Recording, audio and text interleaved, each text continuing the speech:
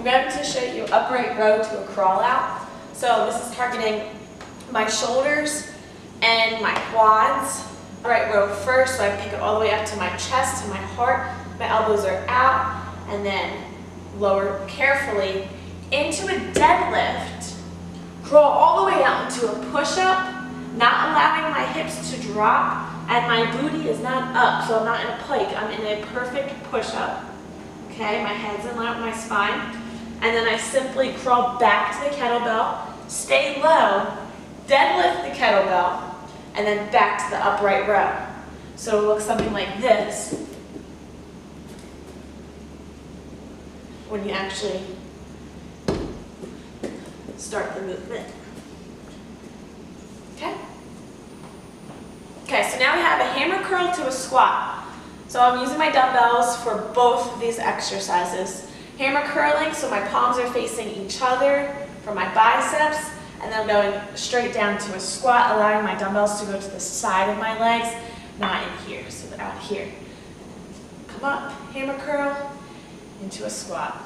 So we're targeting both of those, biceps, booty, hamstrings, quads, all that. Make sure you squeeze at the top after you're done with your squat, and do not allow your knees to go over your toes. So really think about pushing those heels down, pushing your big toe down as you go down for your squat, okay? You'll notice the weight change, the shift, as opposed to being up on the balls of your feet. Press those heels down, boom, right up. And use that power from your quads and your squeeze to help get those dumbbells up. I'm actually going to demonstrate the floor bench press. We don't have a bench, we have a bench here, but if you're doing this at home, you can use the floor or an ottoman, whatever you have at home. So basically, the floor is allowing me to stop at 90 degrees. My knees are bent. I'm thinking about pressing my belly button into the ground. Now, girls with larger back sides, they tend to have this gap when you lay down. You probably won't be able to see here. But they tend to have this gap in between the floor or the bench and their back, like a C curve. And you may be able to get your hand through that curve of the back. Now, for girls that have that, you really have to think about pushing your belly button into the ground and covering that C curve. So I shouldn't be able to get my hand through your back at all. That goes for everyone. So really think about digging that belly button into the ground. So for your chest press, it's simply, you're stopping at your 90 degrees right here. My fists are turned in just a little teeny tiny bit. I'm not all the way out here and I'm not tucked in. Now if you do have shoulder pain, you can do neutral grip. So it looks something like this. My palms are facing each other. That's if you have shoulder pain. Now if you're clear of the shoulder pain, you can come out here and press out here. Now make sure your wrists aren't broken. Don't let the weight rest in your wrist, okay? Make sure they're controlled, sturdy. Push up and really contract at the top. So squeeze that chest together. Good. Fully come down too. Fully, boom. Cool. I'm going to demonstrate hip thrusters. You could do this on a bench, if you have a chair, a sturdy chair at home, anything that can hold up your body without moving it back. Experience that on my own. It is not fun when you're moving something and then you fall. So make sure something sturdy behind you that is right in between your shoulder blades. My knees are bent, pulling them back a little bit, okay? They're not all the way up here. I'm not in a little bally. I'm also not straight out. So they're bent a little bit. I like having my hands crossed like this. You can also do this, but the problem with that is that a lot of people push off of their arms and use that instead of using the lower body. So I'll explain that in 2 seconds. I'm crossing here, okay? If you do need a little bit of help to get up, boom, that's fine, and then you can cross here. So if you do need a little bit of assistance to get your body up, totally cool with that. Make sure the bench is in between your shoulder blades, okay? I'm crossing my hands like this. Again, my chin is tucked. I'm not hanging out back here. We're not chilling, okay? I'm right here. I'm lowering my body, lowering my hips down, down, down, allowing my chest to come down with it. So I'm still, like I said, I'm not up here. I'm right here. And then shoot my hips all the way up at the top, creating a tabletop.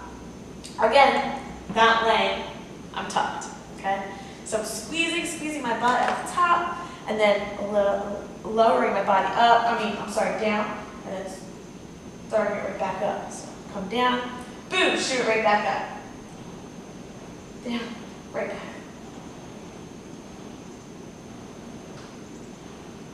And these are awesome if you want to grow your butt or get it toned. They're awesome. Love them. I'll show you plank up. So simply, you're in a plank position. Okay? Hips are in line, everything's in line, my shoulders stacked. So my elbow is not up here, my shoulder is right underneath of my elbow. Hands are out. And all you have to do is one at a time.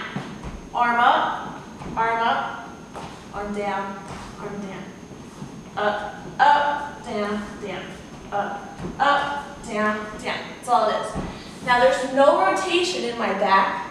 Everything's still, everything's in line. So think about your shoulders being aligned with your hips, creating this rectangular or this box. You never want to come out of the box. Okay, you always want to stay in the box. I'm going to show you lunge with the twist. So I'm stepping out. I'm thinking about going straight down. I'm not striding outwards. I'm going down thinking 90-degree angles. So 90, 90. And whatever leg is out is the way you're going to twist. So thumbs up, twist, bring it back. Left leg, down, twist to the left, back, boom, just like that.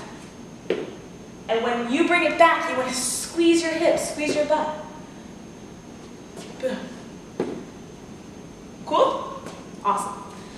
This one's going to be a quick, get your heart rate up and work your abs at the same time. Bada boom, bada bing, and then you're out of here. So we have burpees and straight leg sit-ups. It's going to be 20 on, 10 off. So burpees, super simple, okay? Jump up, come down, into a plank, bring it up, down. We will not be doing push-ups this time. So 20 seconds of that, you have 10-second rest. So take that 10 seconds to transition onto the ground to get ready for your straight leg sit-ups. So straight leg sit-ups are self-explanatory. Your legs are straight and you're sitting up. So knees are together. I like to point my toes and then boom, straight here, all the way up. Now when you're doing straight leg sit-ups, I want you to be mindful of keeping your back straight. Make sure you always have good posture. I don't want anyone coming out into flexion, okay? So it shouldn't look like this. It should go like that. Okay, it should look like this. Hello, how you doing? Like a little Frankenstein baby. All right, perfect.